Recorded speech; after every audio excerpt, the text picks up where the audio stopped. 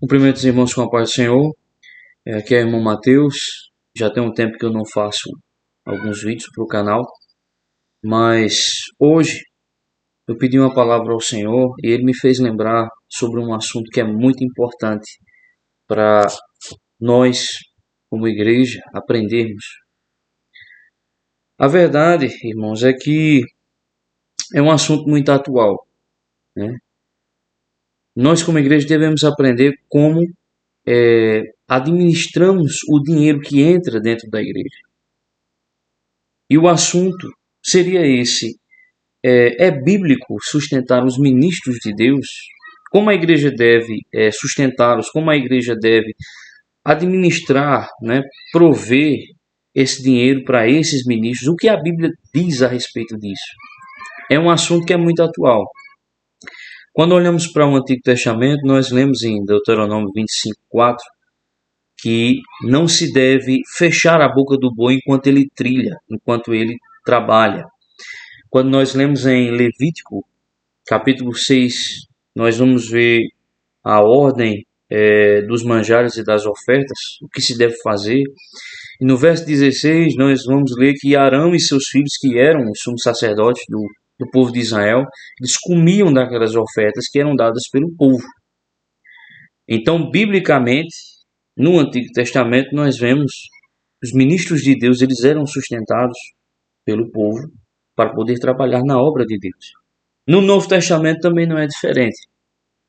Jesus, ele estabelece uma missão a 12 e a mais 70, lá em Mateus capítulo 10, e no verso 10, ele diz que eles não deveriam levar alforje, nem bolsas, nem duas túnicas, nem sandálias, nem bordão, mas que eles deveriam confiar no Senhor, de que no caminho eles receberiam a provisão.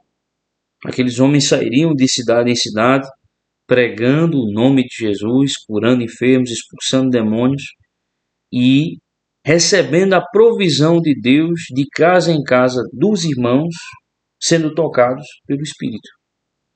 Em Lucas 10:7 nós também vemos isso e vemos mais uma informação, de que eles não deveriam ficar de casa em casa. Eles deveriam também comer e beber do que lhes era oferecido. Então temos uma informação logo de cara do seguinte: ministros do Evangelho eles devem ser sustentados pela igreja, sim, mas eles não devem ser exigentes. Jesus ensina que eles deveriam comer e beber o que lhes era dado. Então, se fosse uma comida mais simples, eles deveriam comer. Se fosse uma comida mais bem preparada, mais temperada, também. E se só houvesse um copo d'água, eles deveriam beber e não deveriam exigir. Continuando, nós também lemos em Gálatas capítulo 6, verso 6, o apóstolo Paulo, ele escreve aos crentes da Galácia assim: o que é instruído na palavra, reparta de todos os seus bens com aquele que o instrui. Então Paulo, ele ensina: aquele que está ouvindo a palavra, aprendendo da palavra, sendo abençoado pelo ensino da palavra, o aluno, digamos assim, ele deve abençoar o seu professor, o ministro de Deus que está ensinando. Enquanto o ministro de Deus está sendo usado por Deus para abençoar os irmãos com uma iluminação em cima do texto, um ensino, uma doutrina genuína, né, saudável da palavra de Deus, aqueles que estão ouvindo devem abençoar o irmão que está ensinando. Isso, se a igreja puder fazê-lo, porque Paulo também ensina que não devemos oprimir nenhum irmão em nenhum tipo de situação. Quando nós também lemos em Filipenses, nós vemos que Paulo ele agradece aos crentes da igreja de Filipe sobre a ajuda que ele recebeu. Veja que coisa interessante. Isso está em Filipenses capítulo 4, a partir do verso 14. Em Filipenses 4:14, ele diz assim: todavia fizestes bem em tomar parte da minha aflição. Paulo, quando escreveu a carta aos Filipenses, ele estava preso.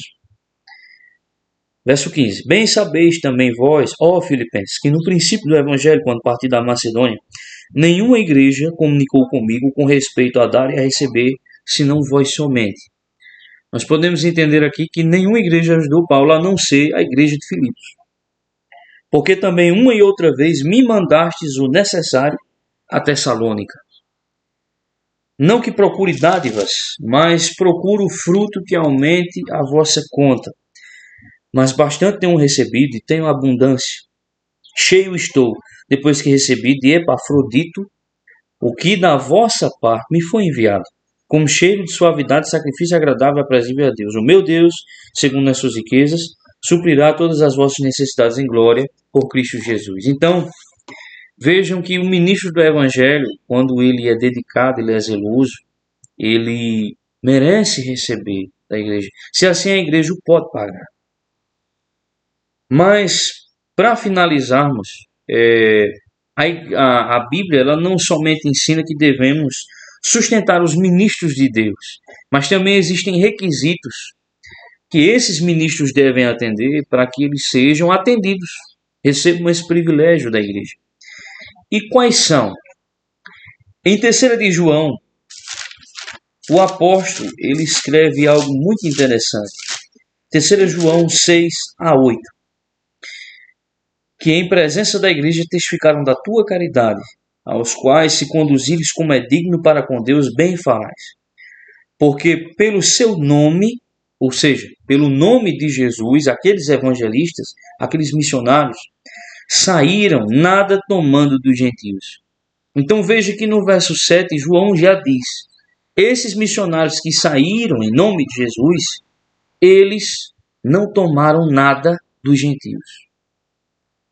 O primeiro requisito é que o Filho de Deus, o ministro de Deus, ele não pode ser ladrão.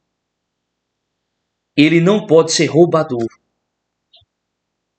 Porque aí ele não merece receber a ajuda da igreja. Portanto, aos tais devemos receber os ministros verdadeiros do Evangelho, para que sejamos cooperadores na verdade. Ainda em 1 Timóteo, capítulo 5, Paulo ele vai falar também sobre essa questão, vai apresentar mais alguns requisitos. 1 Timóteo 5,17, ele diz algo interessante. Os presbíteros que governam bem sejam estimados por dignos de duplicada honra, principalmente os que trabalham na palavra e na doutrina. Verso 18, porque diz a Escritura, aí ele cita o texto de Deuteronômio 25:4. Não ligarás a boca ao boi que debulha e digno é o obreiro do seu salário. Primeiro, Paulo está dizendo, aqueles que são dignos de receber duplicada honra, ou seja, dignos de receber a ajuda da igreja, eles primeiro, eles têm que governar bem. Mas governar bem o quê? Primeiro a sua própria casa e depois a igreja. Como Paulo disse em outra passagem, se não souber governar bem a própria casa, não saberá governar bem a igreja. O segundo requisito que ele apresenta é trabalhar na palavra e da doutrina. O ministro de Deus que vai ser sustentado pela igreja, ele não pode ser folgado, não pode ser preguiçoso, ele tem que trabalhar. Não é porque está sendo sustentado pela igreja que ele vai viver de maneira ociosa.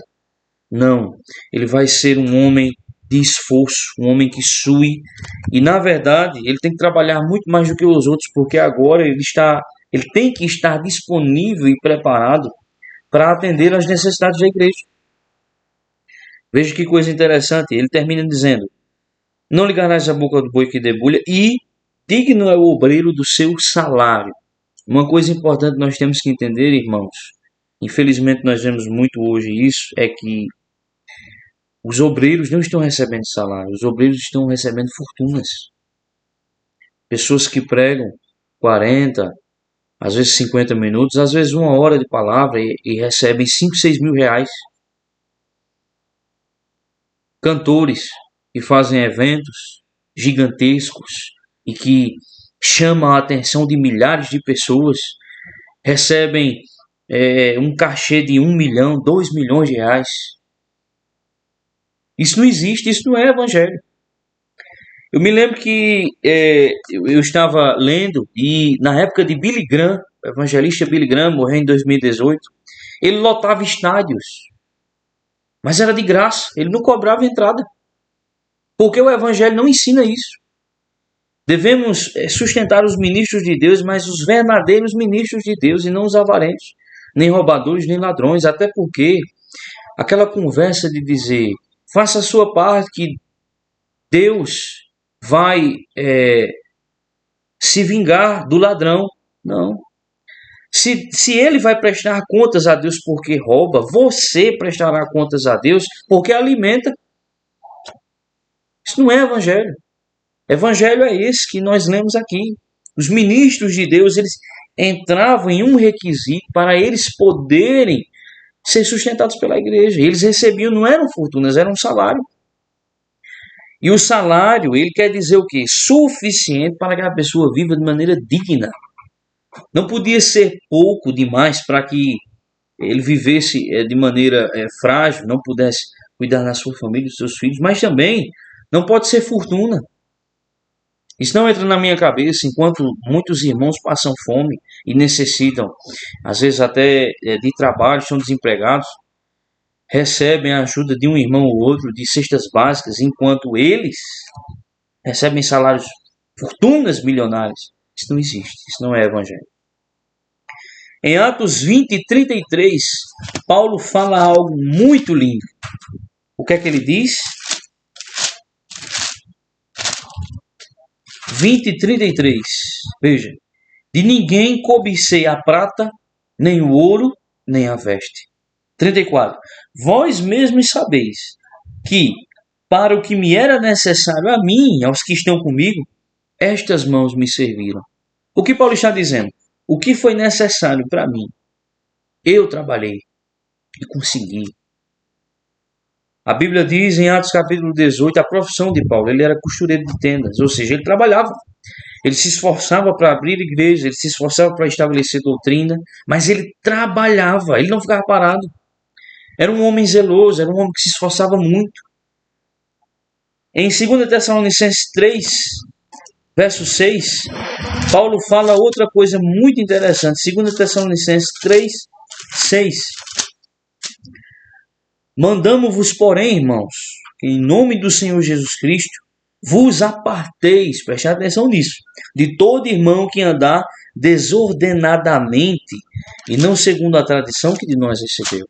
Quem eram esses irmãos que andavam de maneira desordenada? Eram os falsos ministros, os falsos evangelistas, falsos missionários. Eles viviam às custas dos irmãos, eram folgados, inimigos do trabalho. Enquanto os irmãos suavam lá, eles ficavam de perna para cima.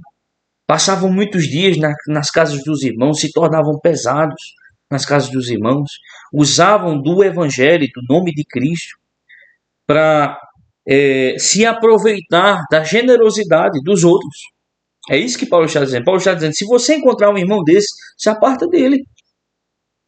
É preguiçoso, é folgado. Ministro do evangelho, ele não pode ser assim. Porque vós mesmos sabeis como convém imitar-nos, pois que não nos ouvemos desordenadamente entre vós. Paulo está dizendo, eles devem ser como nós. E como Paulo e os que estavam com ele foram? Eles eram trabalhadores, eles eram esforçosos, eram zelosos, eles não eram pesados a ninguém. É isso que ele diz. Nem de graça comemos o pão de homem algum, mas com trabalho e fadiga, trabalhando noite e dia, para não sermos pesados a nenhum de vós. Então, finalizando o vídeo, irmãos, é interessante que a igreja saiba a quem está ajudando, a quem está assalariando, dando esse suporte. Se a sua igreja ela paga um salário a alguém, veja se essa pessoa se enquadra nesses requisitos aqui.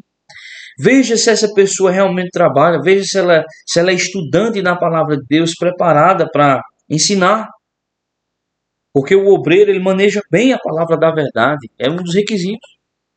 Mas se essa pessoa for preguiçosa, ela for ladra, e só se aproveita da generosidade dos irmãos e da igreja, ela não merece esse privilégio de ser ajudado pela igreja. Que Deus abençoe a cada um de vocês e que a cada dia mais o Espírito Santo, ele ilumine nossas mentes para que venhamos a aprender mais da palavra de Cristo. Deus abençoe.